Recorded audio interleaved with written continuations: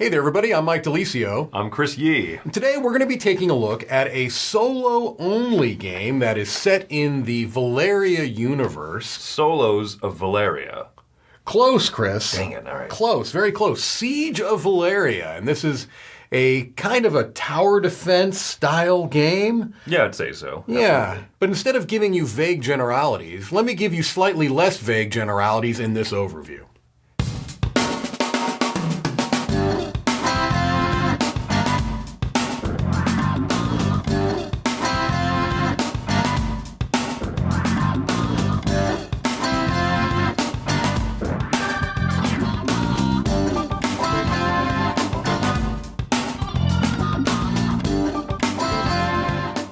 Okay, here we see Siege of Valeria set up. This is a solo-only game, and if you want to get an idea on how to play the game all the way through, you can check out a playthrough I did for this game in my DiLisio Factor show, so that would show you a whole game. But right now, let me just give you a quick overview. In the game, what you are trying to do is defeat all of the siege engines. The sole winning condition is to defeat all the siege engines. There are going to be 18 of them in the game. They start with 5 on the battlefield, and then there'll be 13 more in that deck over there. That's your only winning condition. There are multiple loss conditions that I can talk about as they come up. You're going to be playing through 7 rounds, and all of those rounds have a step-by-step process that you can use your little player aid card here to do. But the first thing you're going to do is you're going to roll your dice. So you start off with 5 of these strength die and 2 of these magic dice in your supply. There are more that you can gain throughout the game through various card effects, but you would just go ahead and roll these dice, and this is the pool that you're going to be starting with for this round. These dice can get manipulated and changed in values through various effects throughout the game, but that's going to be your starting roll. The next thing you're going to do, looking at your player aid card here, is you'll resolve the siege engines, and this is going to go from left to right. So if you look really quickly at one of these siege engine cards, they show the 5 rows in the battlefield. And if they're in a black for that particular row, it means that it's inactive, it's out of range, and it's not going to take effect. So for this particular ballista, only if it's in the second row, or the V stands for the vanguard, which is the front row closest to your fortress board here. They're not going to be firing off. The other thing is that they're not typically going to be accessible to attack if they're not an active siege engine. So under most situations, you can only attack this ballista if it was in the second row or the vanguard row. There are some exceptions I can talk about in a minute. So you go from left to right. The first one that would trigger off would be this flaming rain, because you can see in the 5th row it is an active ballista, or an active siege engine. So it says here, discard 1 champion card and then flip another champion card. Well, at the beginning of the game, you don't have any champion cards. This is the deck. There are spots for 5 of them, 1 for each column in your player area. So that doesn't affect anything, and it's the same thing over here. So in this case, none of those siege engines actually do anything to me in the first round. That would obviously change as things go on. The next thing you do is resolve an event. Here you've got a deck of event cards. These are going to be different random things that you have to deal with, mostly negative, some not so negative. This tells you, fools rush in, that you add 2 strength tokens to the weakest of the red cards in the vanguard. So you take a look here. The weakest of these cards is this Gargoyle Talon. Normally it takes 4 strength. That's the weakest of these. You would take 2 of these tokens and you'd place it on the card. Now it's a 6 strength card. As I said, not all of these are negative. So for example, this shore up the walls, remove all damage from 1 turret. One of the loss conditions is if any of these turrets have 4 damage tokens on them, you can see they've got little spots for them. That would be one of the loss conditions. So that other event would kind of help you out. Most of them are negative though. Then you're going to perform your actions. This is the meat of the game. What you're going to be doing is you're going to be spending these dice to defeat these troop cards in the array. And when you defeat them, they come to you. So all of these cards have abilities. You start with 2 in your hand. So for example, if I started with this Orc Archer, I could discard it to use its ability. Gain and roll 1 more strength die. So sure, that's a great thing. I would take 1, and now for the rest of the game, I've got an extra red die that I can use. When you are defeating the cards, the only cards that you are available to attack are what are considered front cards, the ones that are closest to you that have nothing in front of them. So the only front cards right now are these Vanguard row cards. If I wanted to defeat this Gargoyle Talon, now it's 6, I could spend this red die and I can place it right there. The other thing I could do is I could use my magic dice to help supplement my strength dice. You can never use a magic die to completely defeat a card. So I couldn't use this 6 blue to defeat that 5 red. I'd have to have this card out of the way to defeat it anyway, but you have to use these in conjunction with the red dice. So let's say I spent the 6, I got rid of these, and I now have this ability in my hand. The other thing is that when I defeat a card with these tokens, I can immediately buff up one of my other dice that amount. So I can take these 2, let's say I make this 4 into a 6 now, all right?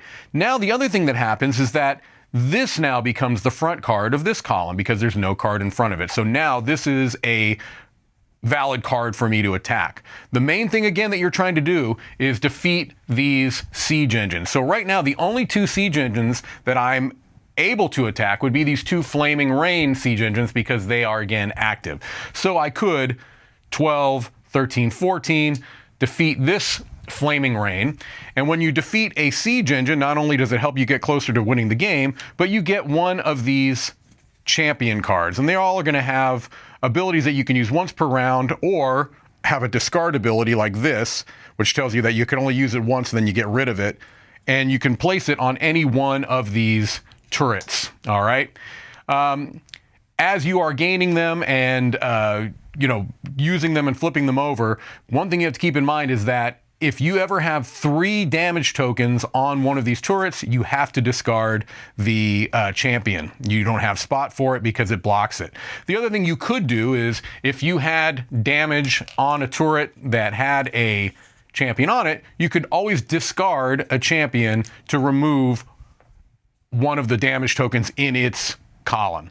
You could also always spend any dice you want, doesn't matter the color or the value, to get rid of a token anywhere on your fortress board.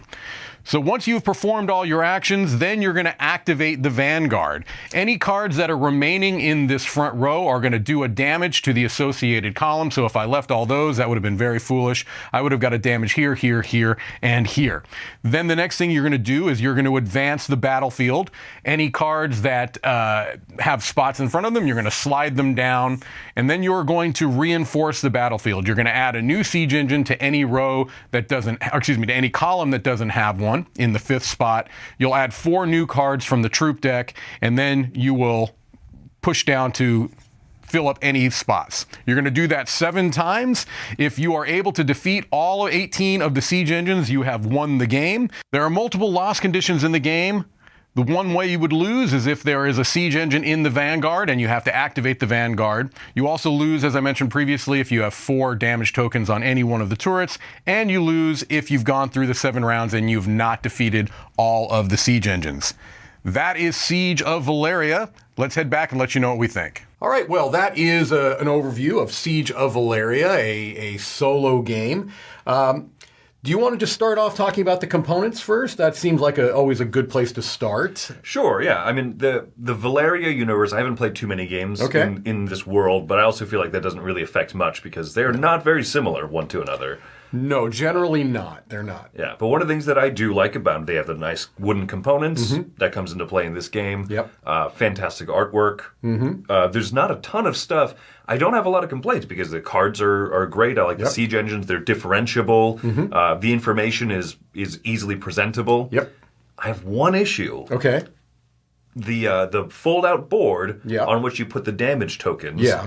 There is, on both creases, there is a spot where you're supposed to put a damage token. It sits wonky. Is that game-breaking? No. Is it going to lower my score? No. It's a mild annoyance. It is, and it's something to bring up. I think they went with a 3-fold board to fit in this size box, and I don't think, and I'm not saying you would either, I don't think I would trade a different folding board for a larger box, but they could have done maybe like the puzzle piece type boards. I've seen those are more in vogue lately. That probably would have alleviated some of that issue. But yeah, it's something to point out. Yeah. I agree with you. I think that the componentry is good. The card quality is good. And since there's a kind of, as you saw in the overview, a relatively large splay of cards on the table, it is important to be able to read what's on the cards clearly, even if they're up in that fourth or fifth row. And I never had a problem with that, even with my eyesight that is not as sharp as it used to be. I have not found that to be a problem. You know, it's interesting. You noted that you haven't played a lot of the Valeria games, and you absolutely don't. You know, this could certainly be your first game in the series. You're not really missing anything. But if you have played other Valeria games, one thing that is nice is that they've kept a consistent iconography throughout. And so if you have played other games in the series, you'll have a little bit of shorthand coming into this one. The idea of strength and magic being used to kind of boost strength. That's been toyed with in other designs in this line. So I like that there are some continuities, but you absolutely don't need to be aware of them. Yeah, and I think that this is a game that it's nice. It stands on its own. I like the box size a lot, actually, because it's perfect, right? You have a bunch of cards in there. You have some dice, a nice pool of dice that you start off with a certain amount, and then you can kind of grow them over the course of the game. Right. So you can feel stronger even as your castle's taking more damage. I mean, I think that everything fits in here really nicely. So I like component-wise. I like art-wise. My goodness. D'Amico is a fantastic artist, and this siege, this idea of monsters putting pressure on you, really comes through in the art. Yeah, the whole thing presents itself very well. Yeah, I agree. Yeah, the consistency. That's the other consistency among this line is the art from D'Amico, and it's always, in my opinion, fantastic. Let's talk a little bit about the difficulty level of the game, because that's something that I think is important to note in solo-only games. You know what I mean? Getting that balance right of it being difficult enough to feel like you have a legitimate challenge every game, but not so difficult that it feels soul-crushing and hopeless. How do you feel like it walks that line? And again, I want to, actually not again, this will be the first time I'm bringing this up. There is a campaign addition you can get for this, right? Like an expansion. We're not discussing that at all. We're really only talking about the base game experience here. So what are your thoughts on not only the level of difficulty, but how it handles win-loss conditions? I think the first time you play this game, you're going to say, yikes. Right. Because you just have to figure out what the synergies are and everything. So it presents itself as fairly difficult out the gate, which I think you should know going into it. But I don't fault it for that, because you wouldn't want this to be a cakewalk. No. I appreciate that they have a slightly easier variant that they recommend for your first game. Don't use the event Just deck. leave the event cards out. Simple. So simple. Yeah. Yeah, a nice easy way to scale it down just a bit. And I think that's good. You'll probably lose your first game still, unless you're a big brain, super smart person. Or you roll very well. That helps too. Yeah, rolling well helps, but there's also lots of ways to mitigate things. So I think it's more on you. And there will be some luck, obviously. Sure. It's not easy. No, it's definitely not easy. I would agree with you. There's plenty of dice manipulation in the game, which I think is essential so you feel a sense of agency. But it's not also one of those designs where high rolls are necessarily always better.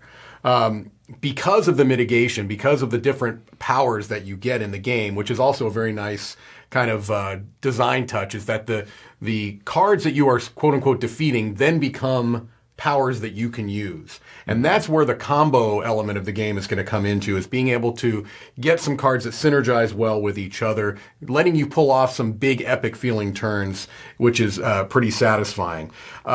So the way that you're able to use those dice, I think, give you a nice sense of agency. Now, there is luck in the game. Anytime you're rolling dice, anytime that you are drawing cards and placing them into an array, you have to be aware of that. And I will state that if you end up with, because you have a starting hand of 2 cards, and if one of those 2 cards allows you to get one of the extra dice turn 1, it's going to make your life easier. It just is, right? And so you have to be aware of that if you have a particularly strong game where everything is working for you, or you have a particularly terrible game where you feel crushed, you feel things were crushing, give it another chance. There's plenty of variability within the game. One session doesn't necessarily always feel like the one before, which is a positive.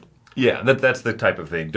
You can't just judge this off of the first play, because of those different starting factors, which of the siege engines come out. Are they forcing you to re-roll every 6 that you roll? Yeah, which I rolled 1 6 this round. reroll it.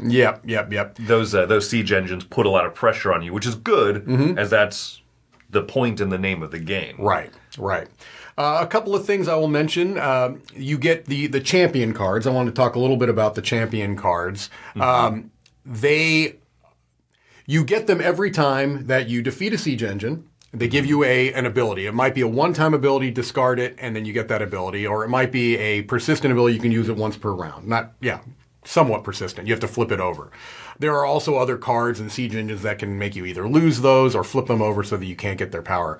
I felt they were quite situational. They're not always as powerful as maybe I was hoping, but that might be a design balance thing. I don't know. I'm sure it absolutely is. Yeah. You sit there and say, I have a champion, yes. Right. It's like add one to a red die. Yeah. Well, if I beat up that monster, I get I get a card ability that's way cooler than that. Right. My favorite champions are actually the one-time you discard them sure. and you get something huge. You get Right. extra magic for this round. You get I like those ones a lot, and I like that choice because this game is all about choice. You defeat a monster, you add it to your hand. When do you spend it? Right. When do you need to absolutely crush in a turn? Yeah. Knowing that everything is more or less going to reset at the next turn. Do you count all your... No, not count. Do you spend all your money on one fancy phonograph now, or do you kind of save them over different rounds? Right. One thing I don't think we've talked about yet is the win-loss condition. That's right. I kind of brought that up, and then we never really went there. So, there's this kind of running question within solo gaming, which is, How do you want your win-loss condition to be handled? Do you want it to be a strict win-loss situation where you're playing maybe against an opponent and you have a point thing that you're trying to match up, or do you have a beat your high score type of a thing? This does a little bit of both. It's kind of almost a hybrid type of a system, and I've seen more and more solo games do that, where there are very clear win and loss conditions. Right. Destroy the siege engines, or that's your one way to win. Yeah, to knock out all the siege engines. And there are multiple loss conditions. You can have too many damage on a particular turret. You can run out of time. You can have one of the siege engines in the vanguard line when it's time to activate your vanguard line. So multiple ways to lose, one way to win. However, they go beyond that. And they give you a how well did you win or how poorly did you lose type of a thing. And I kind of like that, actually, because it allows you... If you win, you don't necessarily feel like, okay, well, I've beaten this game, I'm done, right? There are levels of how well did you do, and there are other things you can do to play with that. And also, the first game that I played, I lost, but I was close, you know what I mean? And I liked having that thing that told me even a little bit of a story text, very little. You're not reading a novel here, but it gives you a little bit of a feeling of, oh, next time I'll get him. I was able to escape, that type of a thing. Right. What are your thoughts on that? No, I love that, right? In fact, in a lot of solo modes that have just like kind of this chunk of different scores you can hit, and good job, kid, nicely done. Ooh, excellent. Yeah. What I would do in my own mind, at least, I used to just say like, okay, where's the above average cutoff point? Right. In my mind, I drew an imaginary win-loss line, and I would kind of do that. Yeah, I'd say, hey, here's a great victory, awesome victory, and, right. And I like that this game does that right out the gate. It gives you clear win-loss, but also kind of grades within that win or that loss. And I think that's fun. That makes it, like you said, more exciting to table again. Right. Well, do you have any other big points you want to come at, or do you want to go right with your final thoughts?